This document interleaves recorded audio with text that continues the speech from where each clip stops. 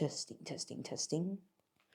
Hello guys, my name is Rohan and today we are going to be talking about PTSD. Today we're going to be talking about post-traumatic stress disorder. Okay, today we're going to be talking about what it is, how does it affect us, and are there any ways to cure it? Okay, so maybe you or maybe someone you know or known okay, just let's say we all have had traumatic experiences at one point in our lives, maybe once, twice, three times, who knows, okay? But we've all had that, okay? And to some people, these things, for very few people, some of these traumatic instances, okay, can remind them of even more traumatic stuff. For example, maybe someone hearing campfire burn can remind them of just barely escaping a burning house, right?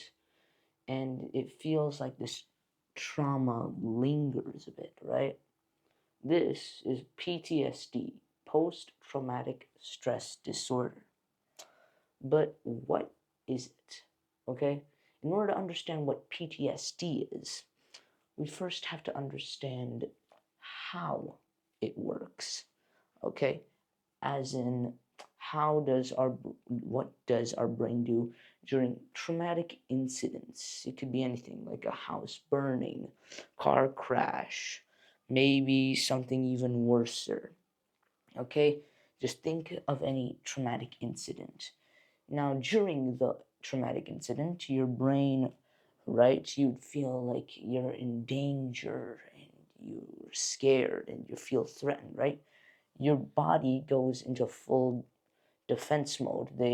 It goes into full survival mode, activating the flight, fight, or freeze response.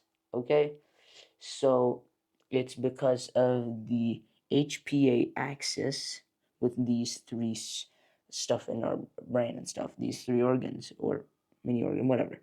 The hypothalamus, the the pituitary, and the adrenaline systems. Okay, I'm not sure I said that wrong, but the HPA axis. Okay, and what these guys do is that they communicate with the adrenal glands, and they basically communicate with some of the important organs, right?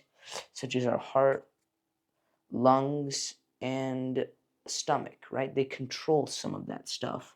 So whenever we're in danger and this alarm goes off, if we are either going to fight, we're going to run away, flight, or we're just going to freeze and stay paralyzed.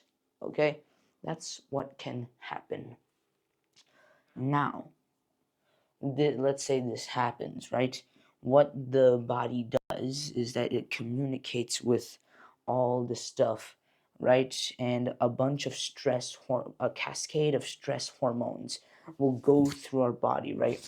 Our heart rate increases, our lungs rapidly breathe for more energy, right? And our muscles tighten because we're ready to protect ourselves for survival, okay? But after that, right, sometimes the stress hormone levels can be a bit too high and the effects can last for days.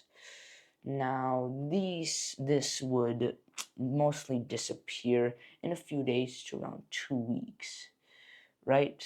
And just around that time, it'll be over, right?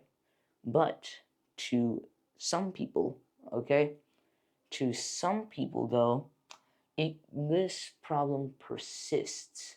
Sometimes it's just gone, right? Fully gone. But then all of a sudden it just returns, right? And it's actually unknown why this happens, but one theory is that the stress hormone, the specific stress hormone cortisol, is activating the flight, fight, or freeze response. Okay? That's just some theories. But when this happens, okay, then some symptoms will start to occur. There's three categories of these symptoms. right? Negative thoughts, intrusive thoughts, and reactive stuff, right? Intrusive thoughts like dreams and nightmares, negative thoughts such as being fear, guilt, or anger, right? And reactive stuff, right? And reactive thoughts. For example, having difficulty sleeping. Like, yeah, you get the point, okay? But the thing is, not everyone has these exact conditions or the intensity and extent of them. Not It's different for everyone, okay? And when these symptoms occur and are persisting for more than a month, they're diagnosed with PTSD, okay? Now, if this would continue, right, these triggers happening all of a sudden, right, these triggers of traumatic events, eventually at some point, most likely they could isolate themselves and they could just get really lonely, right, and get cut off from all contact. It's very bad for mental health. Why this happens? Well, maybe it could be genetics or mental illnesses previously, okay? It could be that, or it could be the ongoing stress of the current situation, or it could just be loneliness. That could be also a reason, right? But it's still a medical mystery, okay?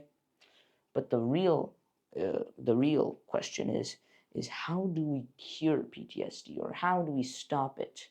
Some good ways of stopping PTSD from happening can include therapy, right? Talking to some professional professional people can help you a lot, and maybe some specific meds and pills and stuff can also help, right? But another good thing can be self-care, right? Such as exercise. Another good way is if you see anyone who has these such conditions, go help them out and be supportive. Okay? That's the least you can do. That's basically what PTSD is. And that's, well, basically it. Thank you for watching this video and hope to see you next time. Bye bye.